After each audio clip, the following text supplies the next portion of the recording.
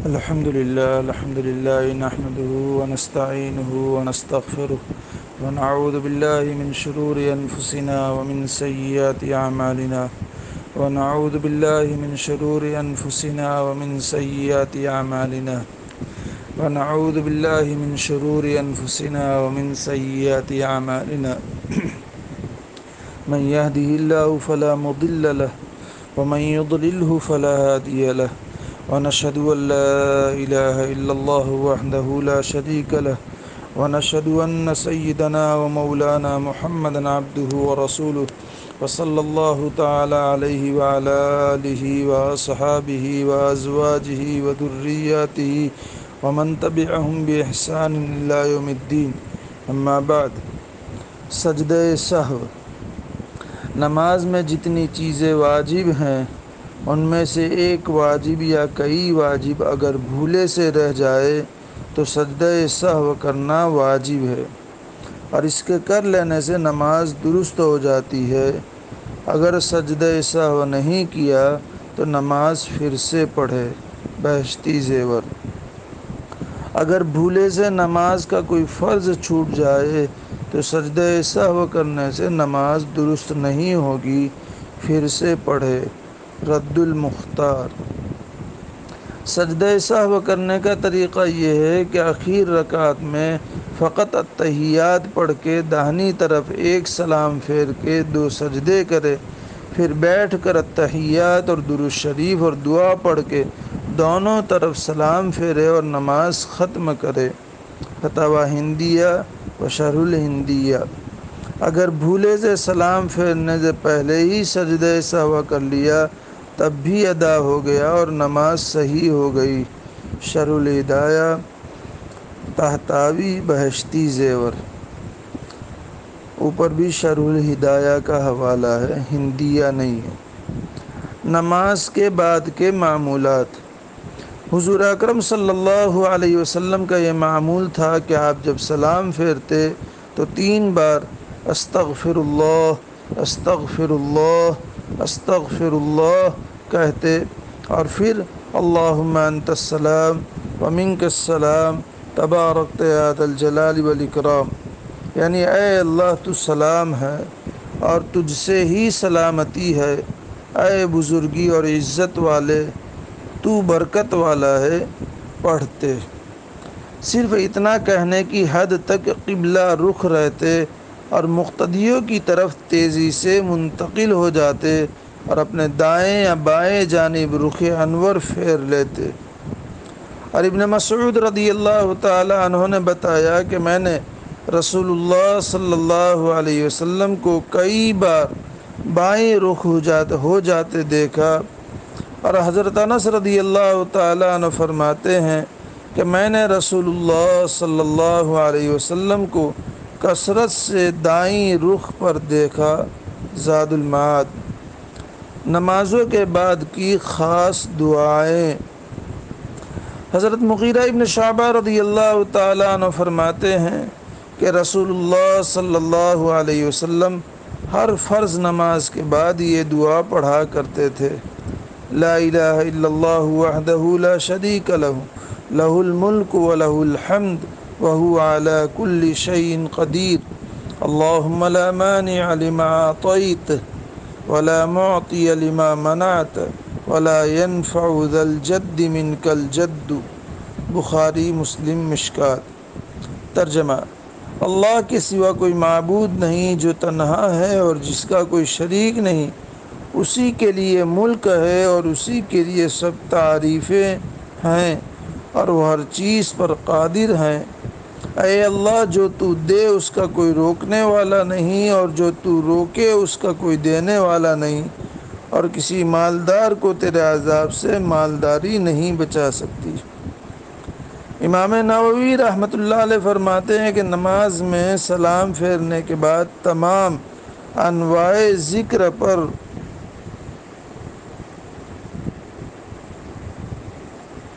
استغفار کو مقدم رکھنا چاہیے۔ اس کے بعد اللہم انت السلام پڑھنا چاہیے، پھر اس کے بعد مذکورہ بالا دعا پڑھنا چاہیے۔ مدارج النبوہ۔ حضور نبی کریم صلی اللہ علیہ وسلم دعا کے شروع میں اور کبھی دعا کے درمیان میں اکثر ان الفاظ کا اضافہ فرماتے: ربنا آتنا فی الدنیا حسنہ وفی الآخرۃ حسنہ وقنا عذاب النار۔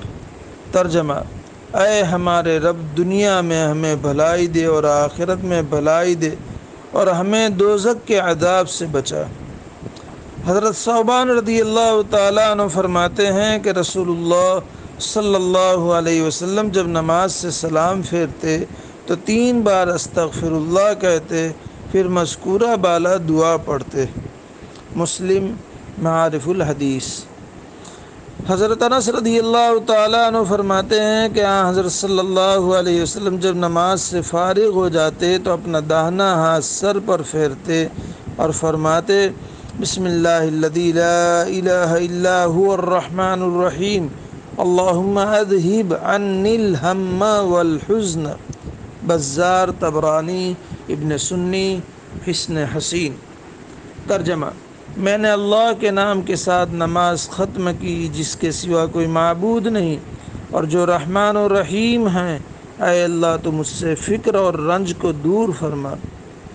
حضور اکرم صلی اللہ علیہ وسلم کا ہر نماز کے بعد معوذتین پڑھنا بھی آیا ہے اور یہ حدیث حد درجہ صحیح ہے، یعنی قل اعوذ برب الفلق اور قل اعوذ برب الناس، اور ہر نماز کے بعد 10 مرتبہ قل هو اللہ احد پڑھنا بھی آیا ہے۔ اس میں فضل عظیم ہے۔ مدارج النبوہ۔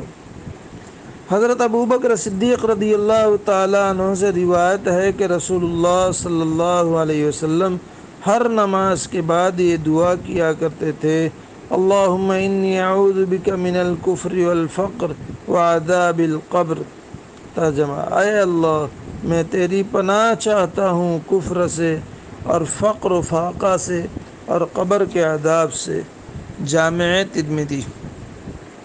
حضرت عبداللہ ابن عمر رضی اللہ تعالیٰ عنہما سے روایت ہے کہ جب شام یا صبح ہوتی تو رسول اللہ صلی اللہ علیہ وسلم یہ دعا ضرور فرمایا کرتے تھے: اللہم انی اسألک العفو والعافیۃ فی الدنیا والآخرہ وفی اہلی ومالی۔ ترجمہ: اے میرے اللہ، میں اپنے دین و دنیا اور اپنے اہل و مال میں تجھ سے معافی اور عافیت کا طلبگار ہوں۔ معارف الحدیث۔ حضور صلی اللہ علیہ وسلم کی نماز کی کیفیت۔ حضرت ابو ہریرہ رضی اللہ تعالیٰ عنہ فرماتے ہیں کہ حضور اقدس صلی اللہ علیہ وسلم اس درجہ نوافل پڑھا کرتے تھے کہ پاؤں مبارک پر ورم آ جاتا تھا، سجن۔ کسی نے عرض کیا کہ جب آپ پر اگلے پچھلے سب گناہوں کی معافی کی بشارت نازل ہو چکی ہے تو پھر آپ اس درجہ مشقت کیوں برداشت فرماتے ہیں؟ آپ صلی اللہ علیہ وسلم نے ارشاد فرمایا: افلا اکون عبدا شکورا، کہ جب حق تعالی شانہ نے مجھ پر اتنا انعام فرمایا تو کیا میں شکر گزار بندہ نہ بنوں؟ شمائل ترمذی۔ حضور صلی اللہ علیہ وسلم کا ارشاد ہے کہ میری آنکھ کی ٹھنڈک نماز میں ہے۔ خصائل نبوی۔ حضرت عوف بن مالک رضی اللہ تعالیٰ عنہ فرماتے ہیں کہ ایک رات میں حضور صلی اللہ علیہ وسلم کے ساتھ تھا۔ حضور صلی اللہ علیہ وسلم خواب استراحت سے بیدار ہوئے، مسواک کی اور وضو کر کے نماز کے لیے کھڑے ہو گئے تو میں بھی نماز کے لیے حضور صلی اللہ علیہ وسلم کے ساتھ کھڑا ہو گیا۔ پھر آپ نے سورہ بقرہ کی تلاوت شروع فرمائی تو کوئی رحمت والی آیت ایسی نہ گزری جس میں حضور صلی اللہ علیہ وسلم نے توقف کر کے، یعنی ٹھہر کر کے، خدا کے حضور رحمت کی درخواست نہ کی ہو، اور ایسی کوئی عذاب والی آیت نہ گزری جس میں حضور صلی اللہ علیہ وسلم نے توقف کر کے خدا کے حضور اس کے عذاب سے پناہ نہ مانگی ہو۔ نفلی نمازوں میں اس طرح رک کر دعا کرنا جائز ہے بشرطے کہ عربی میں ہو، لیکن فرض نمازوں میں ایسا کرنا درست نہیں۔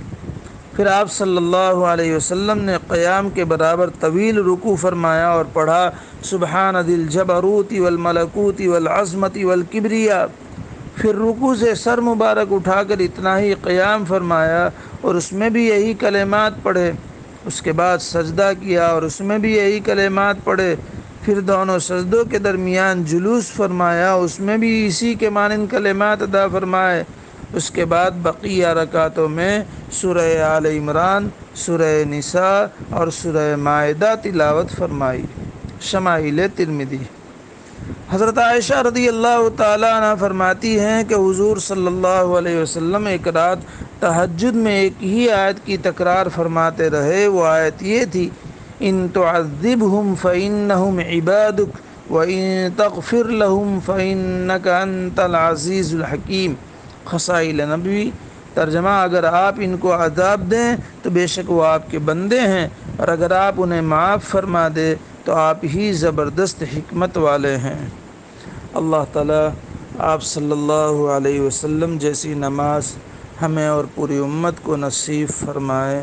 اللہ تعالیٰ اس کہنے سننے کو قبول فرمائے، کہنے والے کے لیے، سننے والوں کے لیے، اقوام عالم کے لیے اسے ہدایت کا، نجات کا، امن کا ذریعہ بنائے، فتنوں سے حفاظت فرمائے۔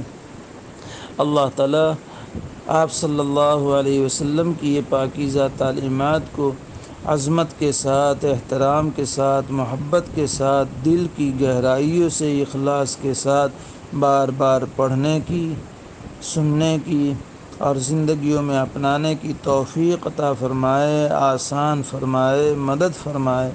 آمین یا رب العالمین، بحرمت سید المرسلین صلی اللہ علیہ وسلم، وآخر دعوانا ان الحمد للہ رب العالمین۔